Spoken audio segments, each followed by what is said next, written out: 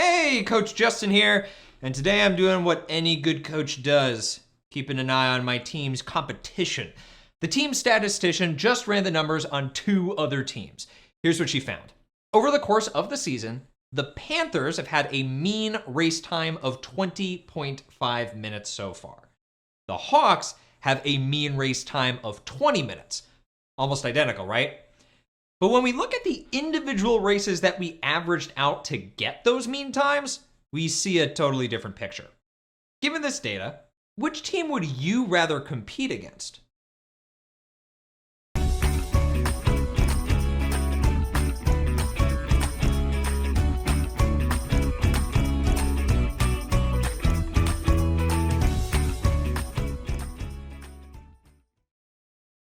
Well, let's take a look at each dot plot and get a sense of the data. The Panthers' race results are very consistent. They always get just about the same mean time.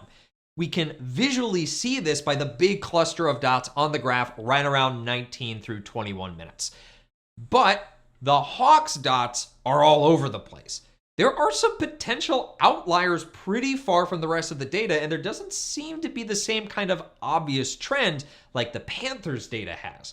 So the Panthers are so consistent, always getting about the same result, but the Hawks are a wild card. Some races, they're super fast, other times they're super slow. You never know what you're going to get with them. Isn't it interesting that their means are really similar, but their actual data is so different? That's because the mean and other measures of center can only tell us one part of the story. The other part of the story is variation, which describes how different the data values are from each other in a data set. Between the Panthers and Hawks, which team has more variation? The Hawks definitely have higher variation. Their data is all over the place with a bunch of outliers.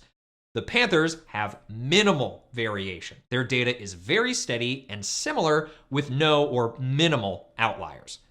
You know, you've actually measured variation before. We just didn't call it that. Whenever you find the range or interquartile range, the IQR of a data set, you're really just finding out how much variation the data has. And today, we're going to learn a third way to measure the variability of a data set. Mean absolute deviation. That's a bit of a mouthful, so let me start with a different example to show you what it means. This time, I'm trying to determine what time we need to leave for our next race. Here's the data from the last few times we drove into this city in minutes: 60, 20, 70, 30, and 45. Is the drive usually about the same length, or should we leave extra time for traffic since sometimes it takes quite a long time?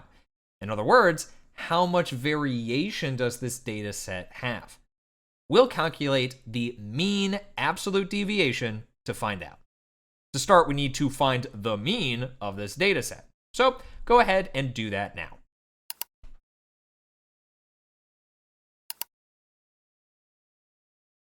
To get the mean, we add up all the values in the data set, which result in 225. Then we divide by 5, which is the number of data points. 225 divided by 5 is 45. So it takes an average of 45 minutes to drive to this race. If there's higher variation in this data, we might want to leave earlier, though, to account for those longer times. But if there's lower variation, we can probably leave closer to that 45-minute timing. Calculating the mean is just the first step to calculating the mean absolute value, though. Next, we need to figure out how far each of our data points is from the mean, which is 45. I'll show you on a number line. Here's 45, the mean, and here's our first data point of 60. How far is 45 from 60 on the number line? 5, 10, 15, right. Moving on to 20, we count the spaces, and it's 25 this time. Is there a faster way to do this rather than just using a number line? Using absolute value. Absolute value is the distance on a number line, which is exactly what we're doing here. So for this next value of 70, instead of counting all those spaces, we can instead evaluate the absolute value of 45 minus 70. 45 minus 70 is negative 25. And remember, because we're measuring distance on a number line, it'll always be positive. So the absolute value of 45 minus 70 is positive 25. What's the absolute value of 45 minus 30?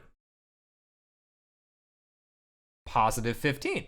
Because 45 minus 30 is positive 15, and absolute value measures distance, so it stays positive. And of course, the last one is super easy. What's the absolute value of 45 minus 45? A 0.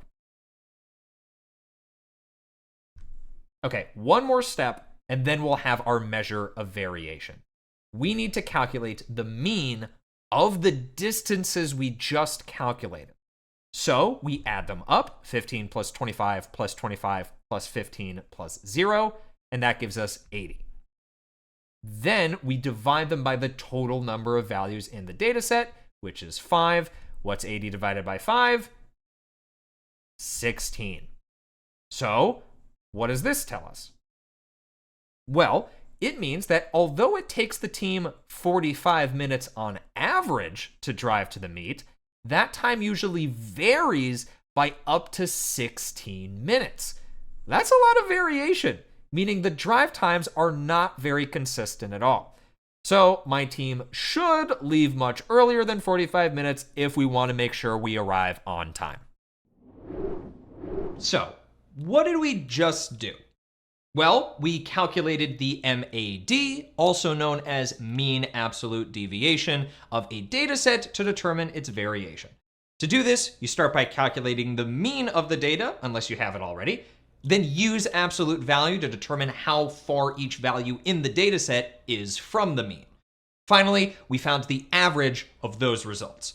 So in our situation about travel times, we saw a mean of 45 minutes, which told us that typically it takes 45 minutes to make the trip.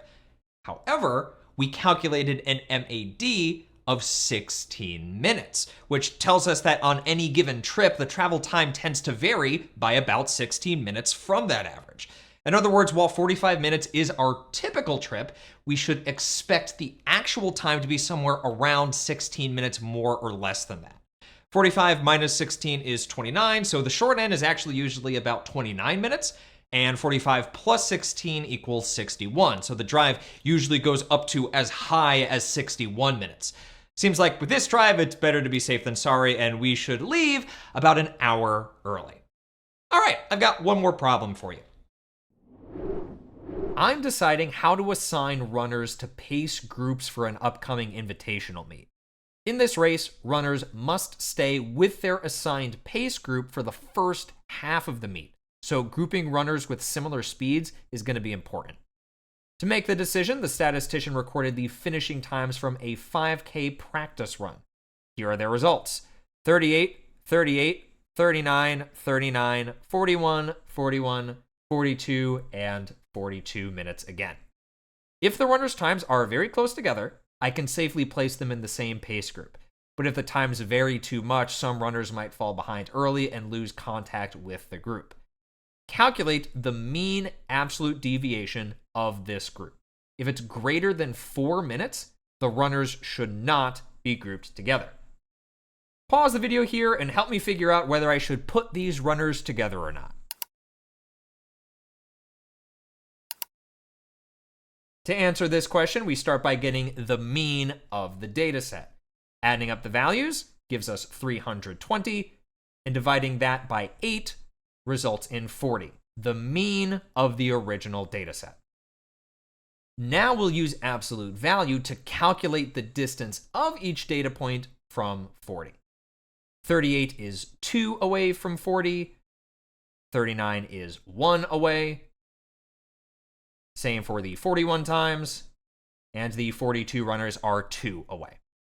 Now that we've calculated those distances using the absolute value, we find the average of those results. So we have 2 plus 2 plus 1 plus 1 plus 1 plus 1 plus 2 plus 2, which is 12. And what's 12 divided by 8? I had to break out the long division algorithm for this, but it's 1.5. So the runner's times vary by about 1.5 minutes. And since that's less than the threshold of 4 minutes, we can group these runners together for the invitational meet.